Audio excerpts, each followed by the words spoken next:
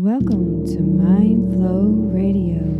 We are creating conscious community by sharing mindful manifesting skills and transcendental music. We are all in this together.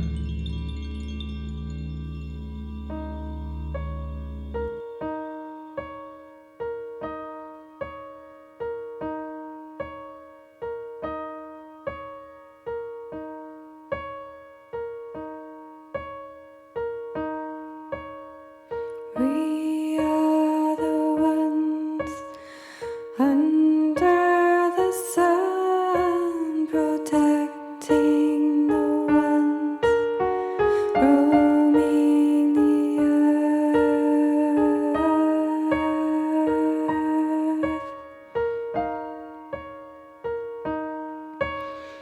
Loving beings, loving beings.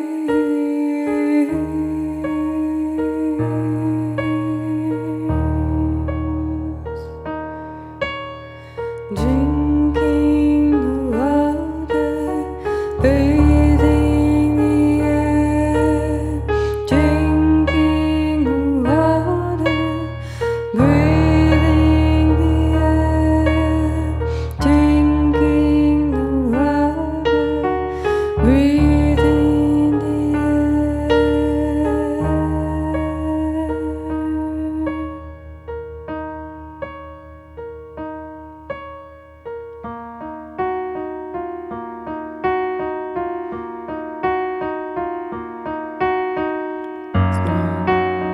Brave feet walk on the plain, feast and famine are provided, a witness again.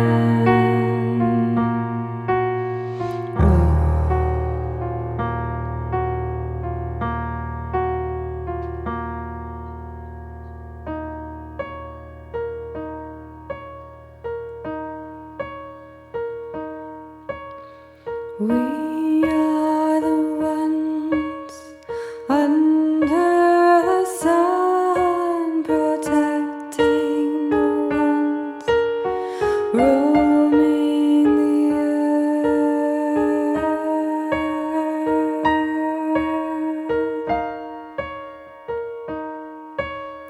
Loving brings, loving brings.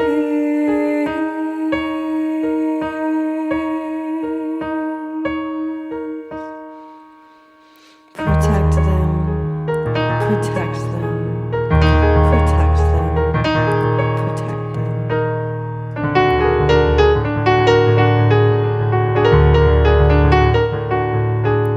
Protect them, protect them, protect them, protect them.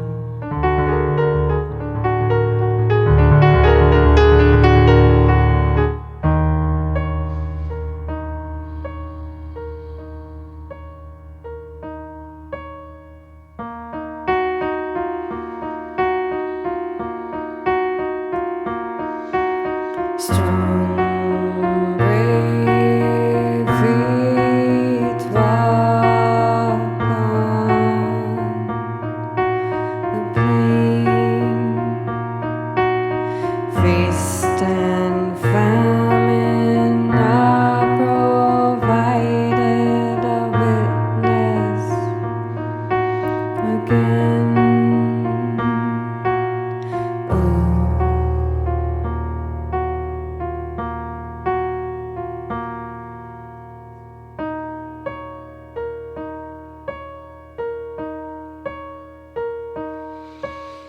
We are the ones under the sun, protecting the ones roaming the earth.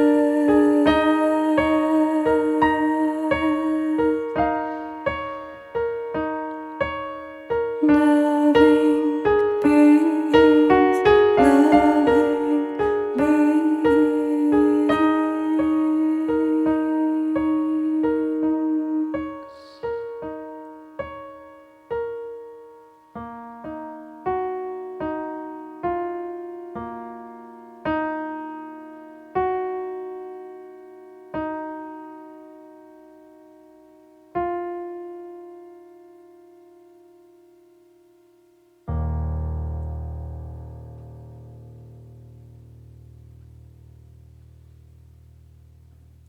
Welcome to Mindflow Radio. Mindflow Radio. She's Jalen. And here's Monte. And it is May. Happy May, everybody. Happy May. This will air on WDRT on May Day. What a special experience. Or opportunity, I should say. Well, it's an opportunity of awakening. Or moving towards awakening. So it's a more humble way of expressing it. Yeah. May 1st doesn't always fall on a Sunday, you know. Okay. So how are you doing this fine day? How am I doing? I am working at finding peace in my mind. Is that working out for you? Some of the time, yeah. It is. I'm noticing where my mind lacks peace, or when my mind lacks peace, and examining why it's lacking peace. Yeah. What do you find is usually the cause? Well, I have subconscious programming that just kind of runs programs in my mind constantly, and then that kind of can cause my mind to become agitated, my conscious mind to become agitated. And so I'm working on reprogramming the subconscious part of my mind. Well, that's quite a task, I imagine. It is. It sounds simple, like the words sound simple, but it's not so simple because... I don't know. I don't even know if it sounds simple, like reprogramming the subconscious mind. I mean, that implies getting to something that you can't see. Or, you know. Yeah. Well, it's true. I mean, and that's like step one is like learning what the subconscious is and the conscious. And you want to imagine the subconscious is a lake, like a lake with just all the water in the entire lake. And the conscious mind is just the surface of the lake, you see? And so we have these programs, these belief systems that just run in our subconscious 24/7. They're just whirring away. And it's easy to understand something with the conscious mind, right? It's like, oh, I get it. I'll change that and that and that and that. And then the next day you're doing the same thing. Or the next minute you're doing the same thing.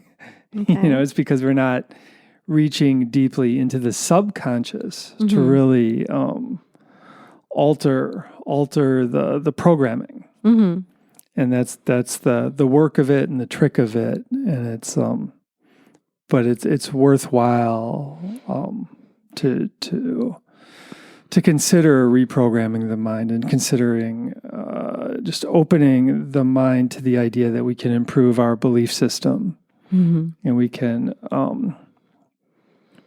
evolve our subconscious mind. Yeah. I mean, and my personal belief too is that there's a supraconscious, which could be seen as the sun that's above the lake. And that sun is always shining on the lake. Only when the conscious mind is clear and calm, that sun from the supraconscious, which would be the higher power energy or the God energy, penetrates the entire lake and lights up the entire lake. So it lights up your subconscious. Okay. But if the conscious mind, if the surface of the lake is choppy and wavy and stormy and muddy and all these things that can block the supraconscious, the sun energy, from penetrating into the subconscious. You see, so if my mind is upset, if my conscious mind is upset, I'm mad about this and this and this and this and this, and this, whatever. And then the surface of my mind, the surface of the lake is choppy and wavy and windy, and the sun might be shining on it, but it can't touch my subconscious because it's blocked by the upset conscious mind, the surface. Agitation. Yeah. So in other words, if I can make my conscious mind, the surface of the lake, calm and clear, that allows the supraconscious, the God energy, to penetrate into my subconscious, which in itself beautifies my beliefs. You see, so my job, partly my job, is to just make the conscious mind as clear and calm as possible. And if I'm doing that, the supraconscious can do the rest, or a lot of it, right, as far as beautifying my belief system. Mm-hmm. And it's I believe our egos lie in our subconscious too. And, they come rearing to the surface all the time, to our conscious mind, but the beliefs of our egos reside in the subconscious. So if we let the ego be bathed in the supraconscious light, the ego is beautified. Our personalities are beautified at that point.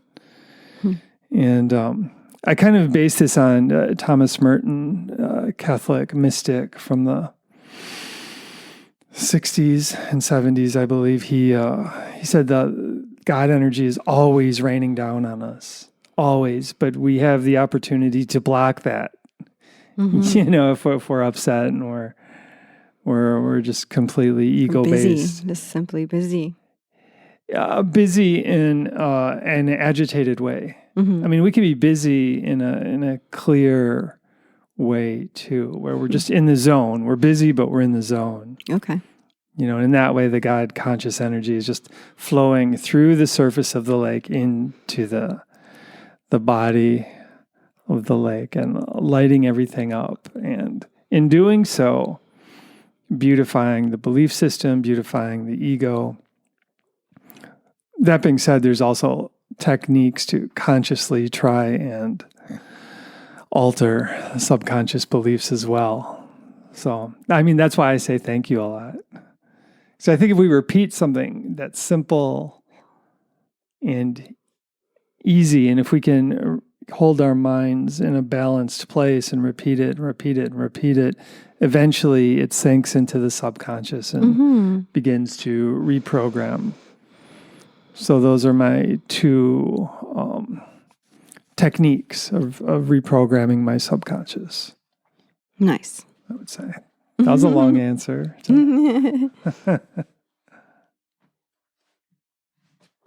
Yeah. And how are you doing?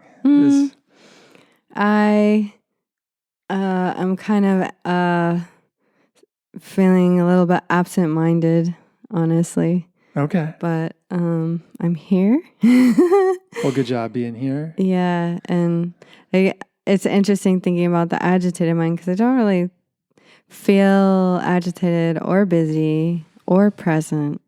I feel kind of intrigued by some knowledge that I've become privy to, and like healing knowledge, how to heal my particular body, and just paying attention to that, and postural awareness, and shifting my posture as I become aware of the old pattern, and just continually trying to shift into the new pattern that I want. And And so that's where my mind is at. Well, that's interesting. Postural awareness can play a big role in calming the mind and clearing the mind. Yeah. And what I'm experiencing, I'd say I had the opportunity to go to one of our local healers, shout out to Casey, and get some good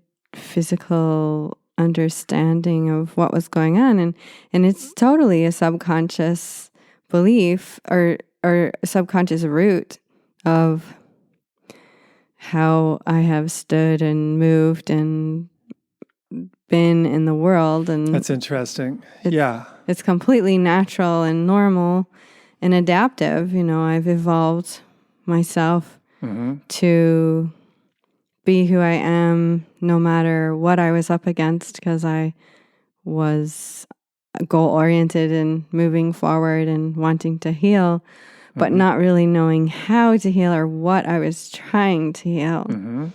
And, I've worked on the mind lots and lots, and I've been really blessed to be able to see so many of our local healers and and get tidbits from each one, and sometimes dive in deep with someone, and yeah, so just to come up against another subconscious groove, a samskara that of overcompensating in one area of my body to hide the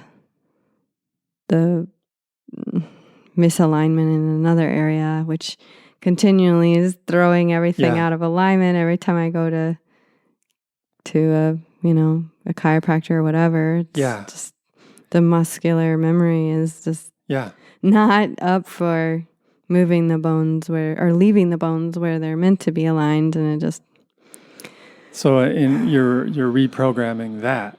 You're working on reprogramming your postural reality. Now you feel like you have the tools to. I have the next work with that. tool. Definitely. Good. Like I've, as some of you may know, I've been on this healing journey for many, many, many, many, many, many, many, many, many, many, many, many, many years, my whole adult life, plus a few years in high school, where I just knew I wanted to heal. Yeah. So it's just been a layer by layer reveal. And this is just the latest layer, the latest aha, the latest, oh, that's happening in my mind. Latest subconscious reveal. And so it's interesting that you were bringing that up and talking about it, because really that is what I've been working to reprogram this whole time, is getting to that which I cannot see and cannot cognitively recognize, the blind spots and in yoga it's called the samskara, the groove, the record groove of standing, breathing, being, thinking. It's not cognitive, it's subconscious. It's habitual. Yeah. Right? It's just like we stand a certain way because we're used to it. We move a certain way. We breathe a certain way. And both you and I are working on just like evolving the ways we stand, breathe, and move. Right. Essentially. And think. Yeah. And think, yeah. It's all very rooted It's all in the intertwined. mind. Yeah, it's all subconscious. Right. And yet this is this physical vessel that we walk in. Yeah. And it is the representation of our mind. And I think that's just such an interesting, we can be mindful about our food, and we can be mindful and meditate and do our yoga and do the best we can. Yeah.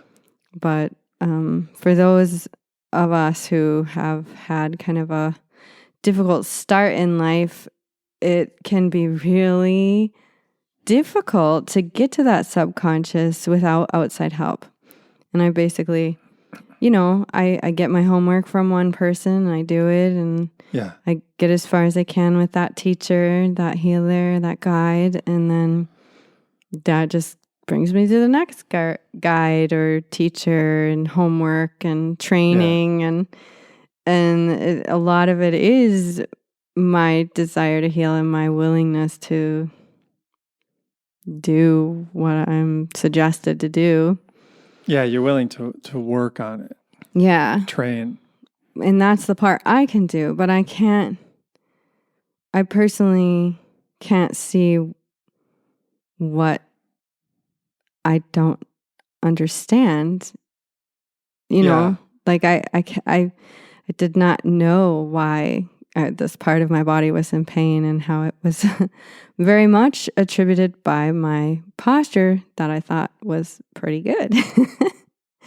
So subconsciously, there is this tweak that was necessary that I was not going to be able to get to on my own. Well, that's what community is about. We need each other's help, and we each have specialties and specific gifts. And absolutely, I'm totally an advocate for the social health that we need to really heal our individual self, and And when I'm working with somebody, I'm really encouraging them to reach out to their professional help, to their natural supports, and to their own internal dialogue. Heck yeah. And recognizing, when do I even need help? Well, yeah. I mean, and looking within, like you said, at the dialogue and analyzing that a bit. Is this productive or is this detrimental to my health, to my self-esteem? You know, it's doing, or does it support the groove, or does it help me make a new groove? Yeah. And how can I create a new dialogue? That's what I've been working on. That's what I do with the thank you practice. That's why I love that. It's just so simple. It's just repeating the phrase thank you in my mind periodically throughout the day. First thing in the morning, I'm saying thank you in my mind before I get out of bed, usually. Even if I don't feel good, I'm still saying it. And one thing I've noticed about that phrase is that it, when I'm not feeling good, it reduces the suffering, reduces my suffering. And like the thank yous. Yeah, when I was at the dentist, I know I've mentioned this before, but it's worth telling again. When I was at the dentist and getting my tooth drilled, and a few months ago, maybe 4 months ago, 3 months ago, and in my mind, I'm like, I'm not going to say thank yous. I'm not going to do it. And, but then in the middle of it, I was just like, just try it. It's an experiment. And I tried it. I started saying the thank yous, and my suffering, I mean, I was getting my tooth drilled, so it was a drag. But my suffering went from probably an 8 to maybe a 4.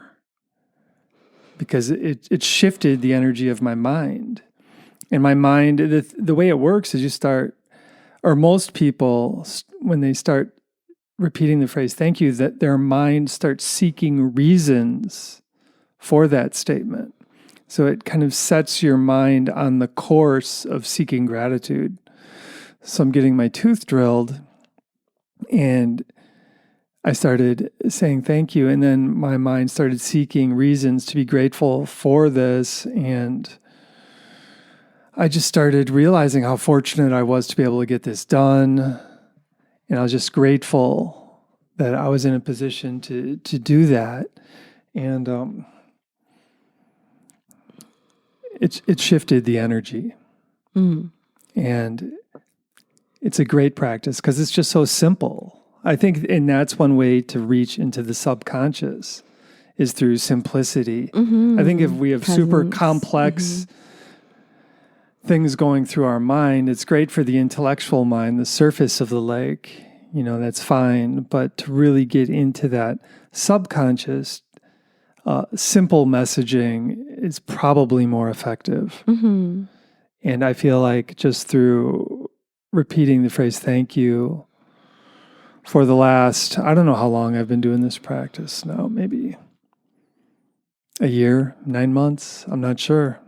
But I mean, we first started doing the thank you song at least 2 years ago. Yeah, but I've really been hitting the practice more. I mean, with my clients, I suggest they say thank you at least 100 times a day, if it resonates with them. So if it resonates with you, dear listener, I would suggest you try saying thank you. For example, if you're getting into an interpersonal altercation with somebody in your family, your partner, whomever it is,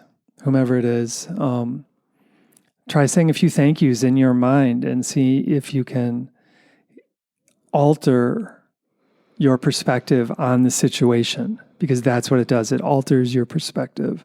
It kind of takes me out of the whiny mind, the complaining mind, sort of the poor me mind, and it puts me in the I'm seeking gratitude mind. And it takes me out of the resentful mind, essentially. It's been profoundly effective when it comes to cultivating my mind garden. Nice. Essentially, my plot of gratitude is growing and my plot of resentment is proportionately shrinking, and it feels good, and that's why I'm a real proponent of that simple practice. Nice. Yeah. Well,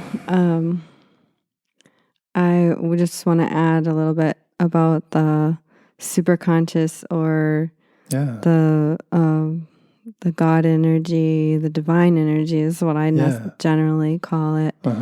And in yoga, we focus on the crown chakra, the top of the head, and imagining that as a screen on a window versus a locked front door, and getting our soul embodied in the human vessel, and having that screen open and allowing that energy to filter into the physical being and into the mind, and letting that move deeply into the cells, the spine, down to the earth, and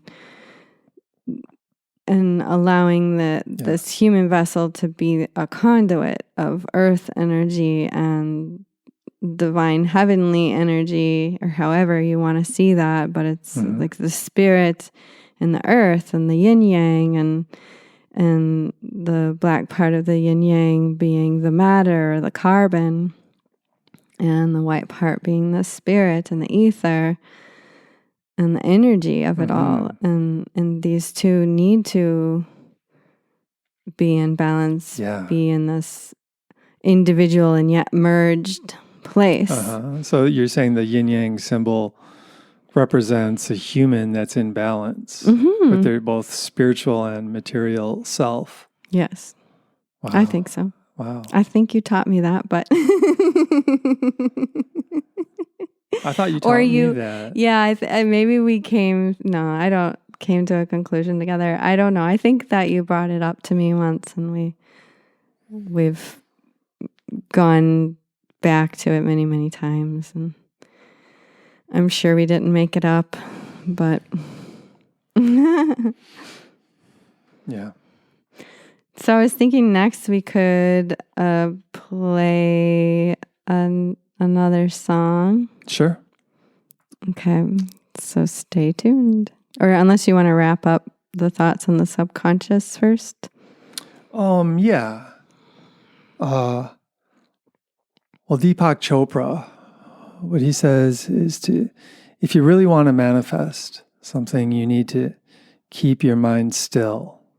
And he said, imagine your mind is like a lake, and you drop a pebble in a still lake and the ripples go out. And he said that's the most effective way at manifesting something. So that's another aspect of keeping the mind still, at least part of the time. The surface of the lake, just keeping it calm, and then just that in itself is a healing practice. And by keeping the mind calm and clear, like I said, it allows the supraconscious, the sun energy, to penetrate the entire lake and light up the subconscious. And it can be a real way to work with our egos, and shift our beliefs. And be open to that which we can't see. Yeah, it's a great adventure, really. And worth putting some energy into, I would suggest. Awesome. Yes.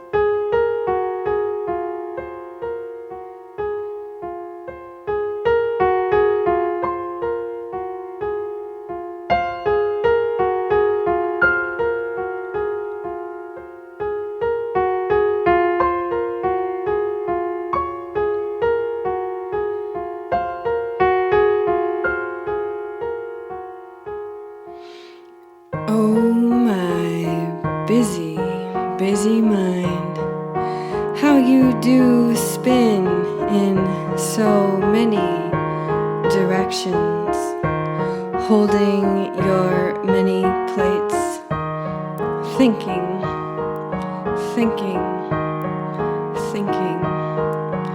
Oh, my busy, busy mind, how do we let go of the past patterns and pave our way into the new world, free, free, free.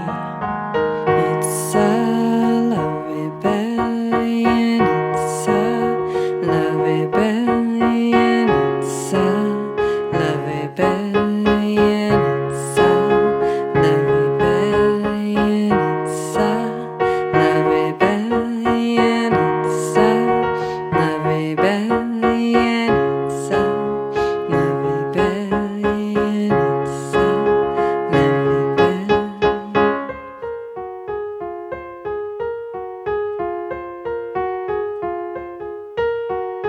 Let there be peace. Let there be peace. Let there be peace.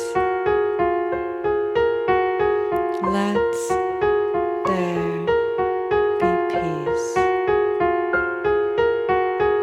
Oh, my busy, busy mind, how I do wish to find a solution to heal our divided people. Oh, my busy, busy mind, it is time to take a breath, be centered, present in this moment, in this moment, in this moment. It's a love rebellion, it's a love rebellion, it's a love rebellion, it's a love rebellion, it's a love rebellion, it's a love rebellion, it's a love rebellion, love rebellion, love rebellion, love rebellion, love rebellion.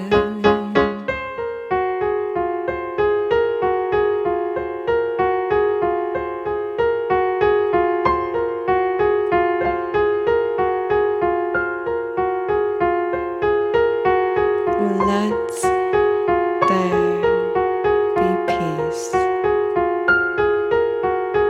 Let there be peace. Let there be peace.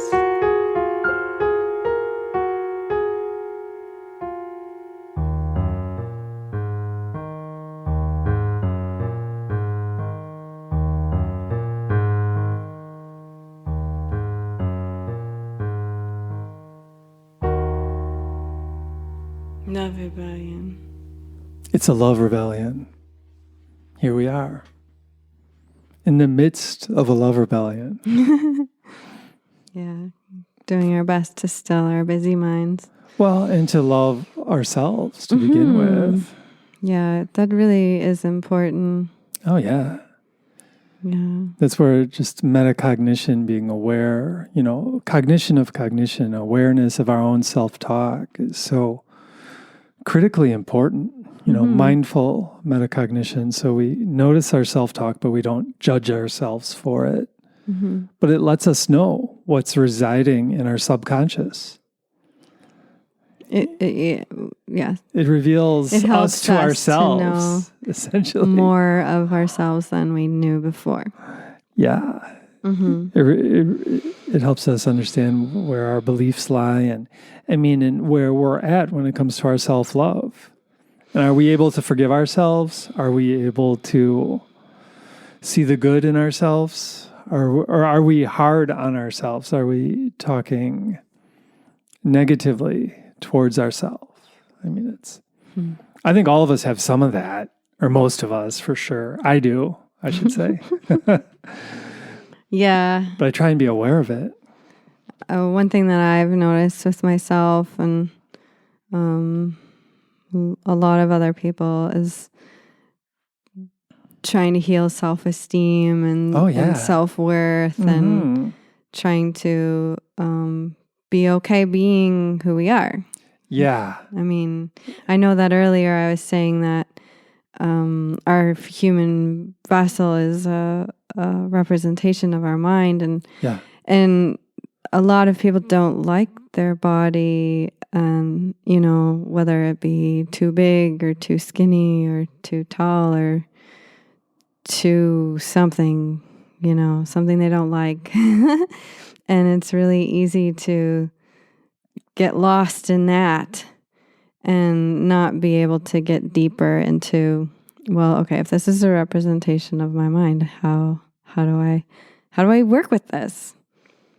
And how do I have self-esteem? How do I heal this dislike of myself? Well, and that's a big question, big problem in our culture. I mean, essentially, we've all been trained to not like ourselves that way because we're supposed to look a certain way and be a certain way. And our culture has done a great job of making us feel like, I almost said a bad word. Yeah, but it does. You're right. That leads to negative self-talk, which crushes self-esteem. Right. And if we're stuck on that level of things, it's superficial too. Yeah. I mean, it's the soulful awareness that is a deeper kind of consciousness. Well, and in the yogic sense, there's, like we were talking about before, the crown chakra, and that being the connection with divine and divine information, insights, guidance, you name it. That's how we get connected. Yeah. But then there's also the other chakras in the body, and the third chakra is the solar plexus chakra, and that's the space of the base of the rib cage and to the belly button and the low back, and so the stomach and the liver and the kidneys and the spleen and these really important filtration systems. And this is where our self-esteem resides. At least in yoga, that's the way it's seen. And how can we strengthen? How do we heal this? For a lot of women, I know, and some men, maybe all men, I don't know, but a lot of women have a very wounded or damaged third chakra. The solar plexus? Solar plexus. And that's one of the main areas of experiencing anxiety, stress, the dislike of self, the distrust of self, not trusting our intuition, not trusting the inner knowing, not trusting guidance, not believing that there is any guidance, or not feeling connected at all to a higher power, a higher self, or each other. And that isolation is a really big deal. And in our culture, we've been encouraged to isolate on top of the already big deal of the inner isolation. Yeah, we're taught to isolate and be really mad at each other. So, which leads to more isolation. It leads to more isolation, leads to lack of community, lack of feeling, oh my goodness, a lack of intimacy. And so, there's, I'm like having a memory here. There is a new modality that was birthed out of the Burning Man group, and it's called circling, and it's a way of reconnecting and healing social wounds. And so I've been listening to these people talk. I'm pretty sure it's circlingfoundation.com or .org or something like that. And you can find talks on this on YouTube or on their website. And they talk about false intimacy. And I think this is really important as it relates to self-esteem and that inner trust, that inner knowing in yourself. And what we do as a culture out of adapting to our surroundings is we make false intimacy by two people get together and they start talking bad about somebody or something else. And this causes an intimacy. Yeah. It's us against them.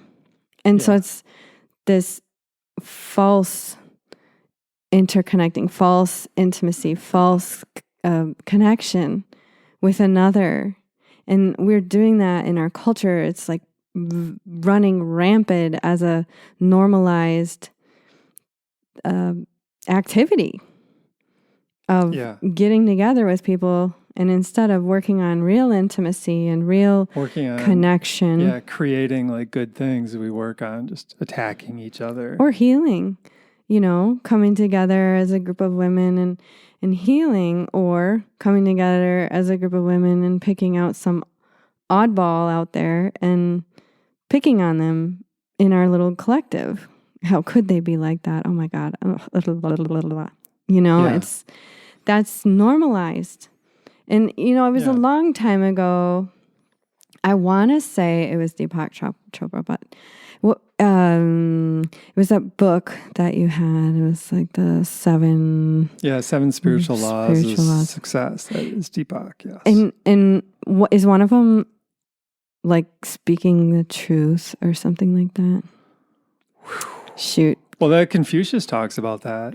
Yeah, there's something that I would learned like a good decade ago, and it was about my own personal experience of being caught in a gossip ring, and it was absolute disaster. People were getting hurt, and it was just a bad scene. Mm-hmm. And from that moment on, I started to put myself in check.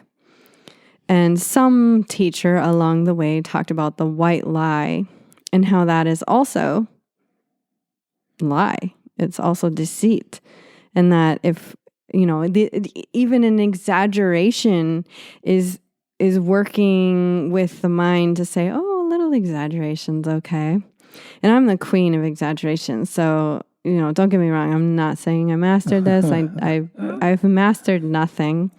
I'm working on lots of things. So I'm in the boat with everybody out there who wants to be a better person. And that's awesome. So it's just this idea, and this circling modality is a verbal way of gathering and being open and listening and learning how to be intimate with each other. And I'm not saying sexually, I'm saying intimate as an interconnecting energy and feeling supported and supporting of someone or a group of people. And to notice, what does it feel like in your body when you have that false intimacy? When you meet up with somebody and it's like, oh, I haven't seen this person in a while. What do we usually talk about? Oh, we usually talk about that one neighbor. Or, I'm just making stuff up. Yeah, but right.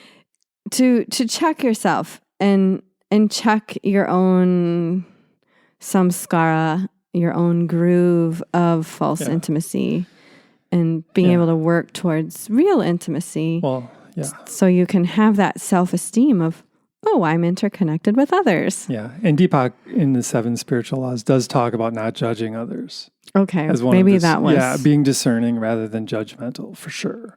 Yeah. And this idea of false intimacy is interesting, because where my mind goes with it is just developing an authentic intimacy with my relationship with myself. Yeah. And just really get in touch with that spark of God within me. And then if I'm there, which I get there sometimes, I'm not there a lot of times, but if I'm there, I can see it in everybody else. Mm-hmm. Everybody. That spark of God. Yeah. Yeah. I see the spark of God in every human. And then you're set up to really be intimate. You are intimate at that point because you're seeing people for who they really are. and not, right. and also you're to see the spark of God in everyone, you begin to realize just how confused all of us are. Mm-hmm. All of us, we're all confused. And that's, a problem when we think we know truth, but in reality, we're pretty darn confused. Mm-hmm. And it's an interesting perception, or it's an interesting pickle to be in.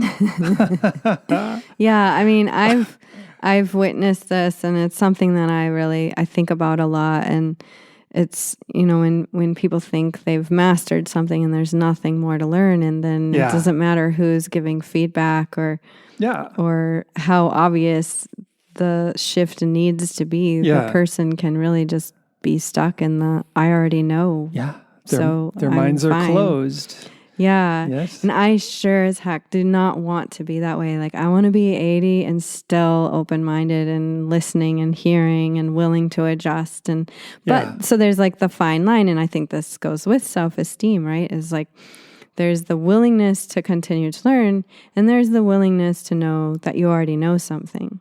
So it's like this fine line, because if we think we know, and somebody's giving us relevant information that is helpful in us coming to a new conclusion, or healing something in our body, for goodness sakes, and if we're not willing to adjust, then we're rigid. But then if we really do know better, like if somebody tells me that I should walk like a duck, I'm not going to listen, because I would know inside that that's not true for me. Like, me walking like a duck is not actually going to get me further down my healing path. Yeah. But if somebody explains that I need to tuck my tailbone a little more and bring my ribs in a little more, and it's like, oh, okay, that resonates. I need to learn this, so it's a fine line of being willing to learn, but also knowing what doesn't fit. Yeah. Well, what I'm hearing you say is being in touch with your intuition. Yes. I mean, right? Because then if something doesn't feel right, that's okay, but it's not something you want to take with you. Right. Essentially. Right. I mean, and the other piece I wanted to say about what we're talking about is that we are all at different levels of learning and growing and being, and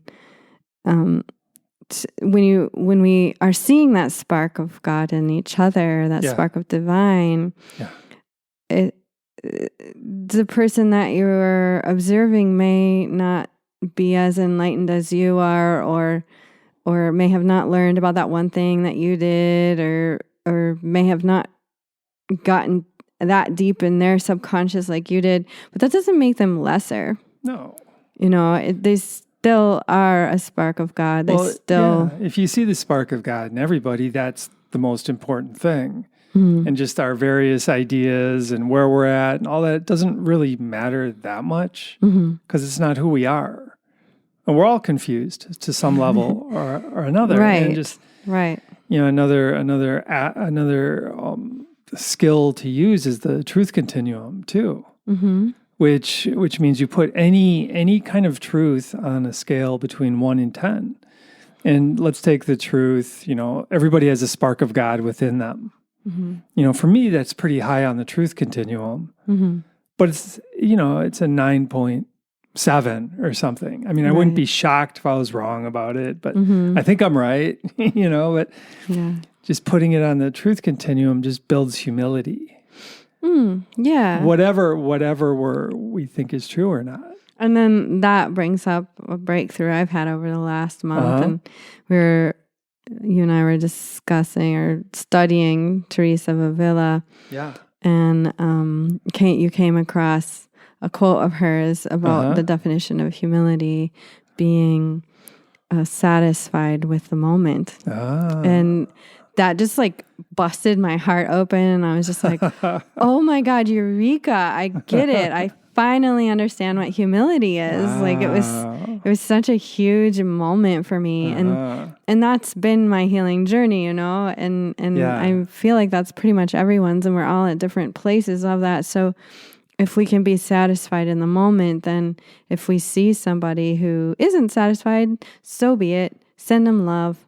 Yeah. They're here dealing with their karma, their path, their whatever, and it doesn't matter how bad they are on the books, like we still have to hold a little compassion and hold connect with that spark within them. It doesn't mean, okay, and now be a doormat and go get punched in the face with them. It's like, no, that's not what I'm saying.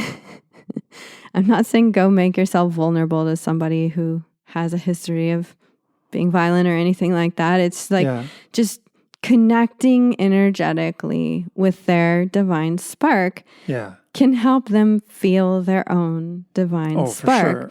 And at some point, whether it means that you're planting a seed or cracking a little bit open in them just by not judging them like everyone else does, just by sending them a little bit of compassionate light. Yeah. You don't know. Maybe they'll correct their ways and be forgiving and forgiven and all of that, Yeah. I might have just went on a tangent. I don't even know. People do feel it, though. They feel it. I mean, they feel if I'm looking at somebody judging them, they feel that. And if I'm looking at somebody and seeing the spark of the universe within them, they feel that too, I believe. And I want to piggyback on that. On the subconscious level, yeah. I want to piggyback on that because it goes with the false intimacy, and we've talked about this before. And it's like when you start talking bad about somebody, there's a really good chance that they're feeling it. Oh, yeah. And maybe they're rebuttaling by also talking bad about you. Or maybe it just makes them feel worse. But I do think people feel that. If I'm sitting there gossiping about somebody, they feel it. Mm-hmm. There's a level of human reality that we don't understand. Right.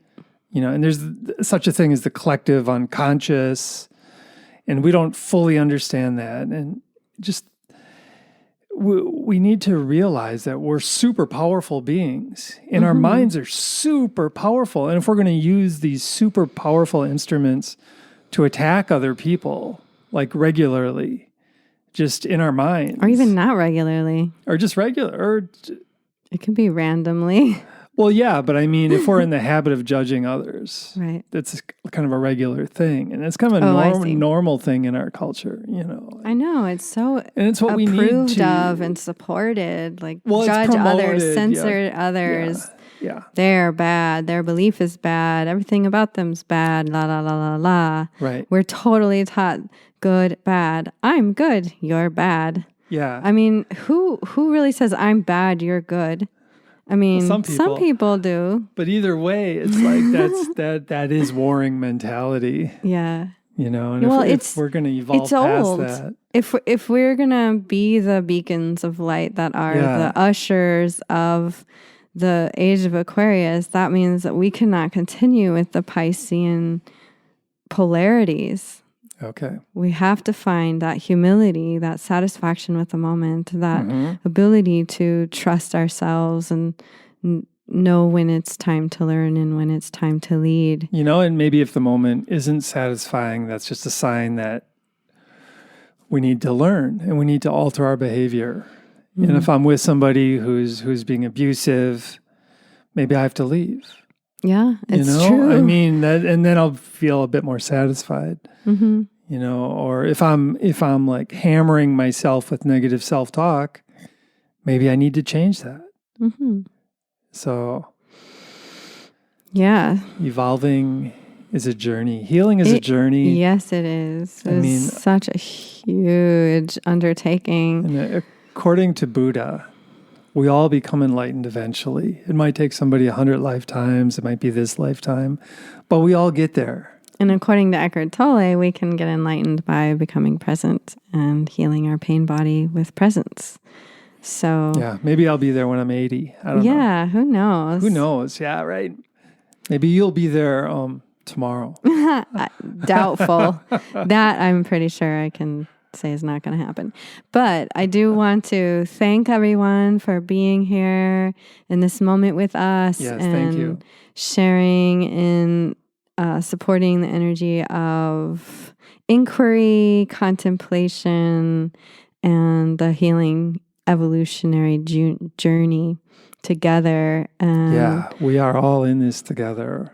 Yeah, and just a little announcement, we do have one of these live in person at the Commons the first Sunday of each month, except June.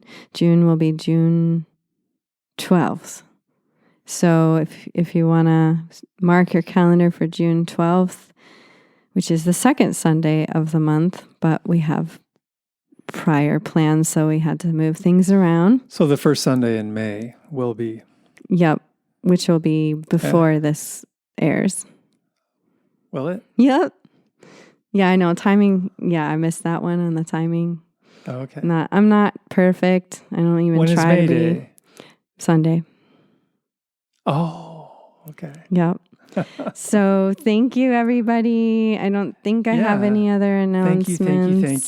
Thank you. See the spark of God within yourself. Yeah. Just imagine that. Use your imagination that way.